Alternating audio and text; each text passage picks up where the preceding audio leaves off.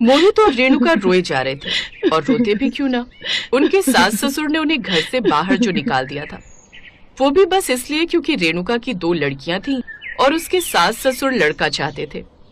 उन्होंने मोहित को दूसरी शादी करने के लिए कहा, लेकिन वो दूसरी शादी करने के लिए तैयार नहीं था। उसकी सास उस पर चिल्लाते हुए कहती है, तुझे अभी भी बोल रही हूँ मोहित, इस लड़की को छोड़ दे इसकी 2 बच्चियों के साथ, और तू हमारे साथ रह। मैं तेरी दूसरी शादी करवा दूंगी और उसके बाद इस घर को एक वारिस मिल जाएगा। माँ, मैंने रेणुका से आपकी पसंद के चलते शादी की थी।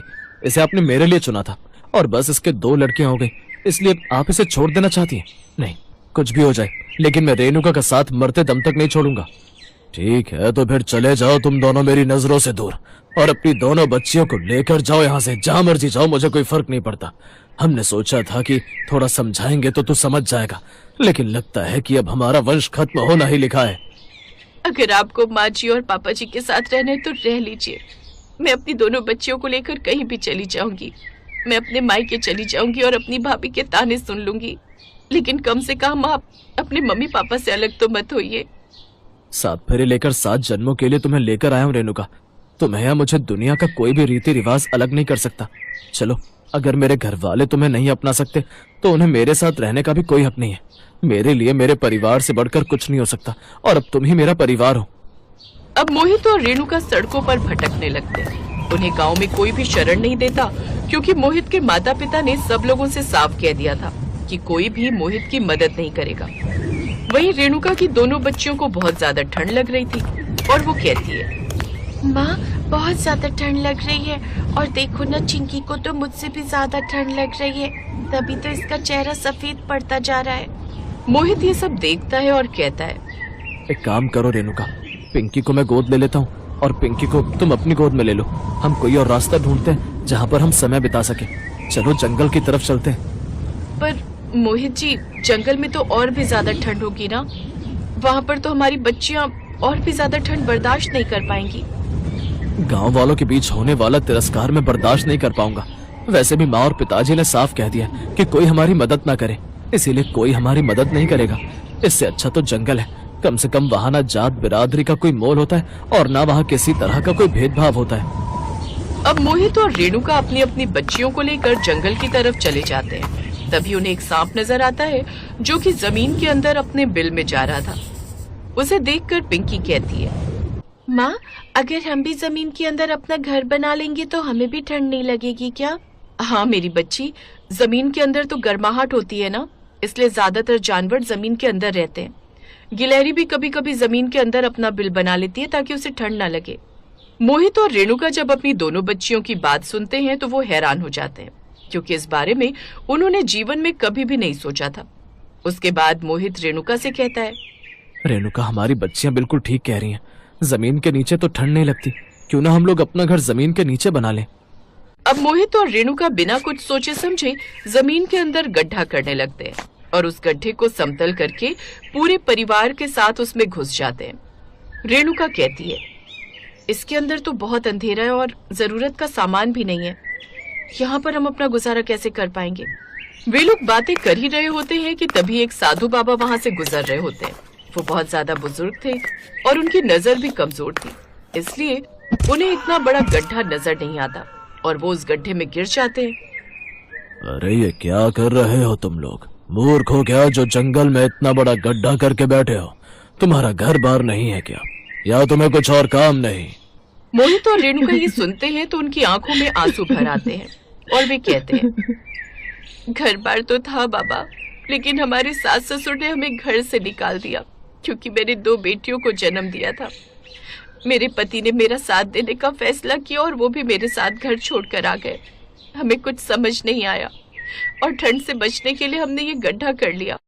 अरे मूर्ख बच्चों, जिस तरह मैं इस गड्ढे में गिरा हूँ उसी तरह कोई जानवर भी तो इस गड्ढे में गिर सकता है, और उसके बाद वो तुम चारों को अपना भोजन बना लेगा। तुम लोगों ने दिमाग तो अच्छा लगाया लेकिन सही नहीं लगाया। तो बाबा आप ही बताइए ना, हम क्या करें? हमारे पास कोई जगह नहीं है जाने के लिए, और ऊपर से ठंड हमारे गरीब परिवार को परेशान कर रही है। साधु बाबा ये बात सुनने के बाद मुस्कुराते हैं और उसके बाद तुरंत ही अपने हाथ में पकड़ी हुई डांडी को घुमाते हैं। अचानक ही जमीन के अंदर एक खूबसूरत सा घर बनकर तैयार हो जाता है और साधु बाबा कहते हैं, अब तुम दोनों परिश्रम करो। यह घर तुम्हारे पास 3 महीने तक रहेगा, जब तक ठंड का प्रकोप इस गांव पर है। और उसके बाद 3 महीने में तुम दोनों को इतना पैसा जमा करना होगा कि तुम गांव के अंदर खुद का घर बना सको। मोहित और रेणुका ये बात सुनने के बाद बहुत ज्यादा खुश हो जाते हैं कि कम से कम अपने परिवार के साथ सिर छुपाने के लिए उन्हें घर मिल गया था, जिसमें जरूरत की सारी चीजें थीं। लेकिन तभी रेणुका की नजर घर से बाहर निकलने की जगह पर जाती है, जो कि बहुत छोटा सा छेद था। रेणुका पूछती है, बाबा ये तो छोटा सा छेद है, जिसके अंदर से तो हम बाहर ही नहीं निकल पाएंगे। और अगर हम बाहर नहीं निकलेंगे तो फिर हम 3 महीने के बाद अपने रहने के लिए घर का इंतजाम कैसे कर पाएंगे? मैं जानता था कि तुम लोग ये प्रश्न जरूर करोगे। दरअसल इस घर के अंदर घुसने और निकलने के लिए एक मंत्र है। तुम्हें बस अपने दिल पर हाथ रखकर बोलना है, सब भला हो, और अपने आप ही तुम इस घर से बाहर निकल जाओगे। इस घर में वापस घुसने के लिए भी तुम्हें यही बोलना है। साधु बाबा ये बोलते हैं और सब भला हो बोलकर वहां से चले जाते हैं। अब मोहित और रेणुका बहुत ज्यादा खुश थे। चिंकी और पिंकी को भी अब ठंड नहीं लग रही थी। उनकी थाली में जो भी खाना था वो जितना खाते उतना ही वापस आ जाता।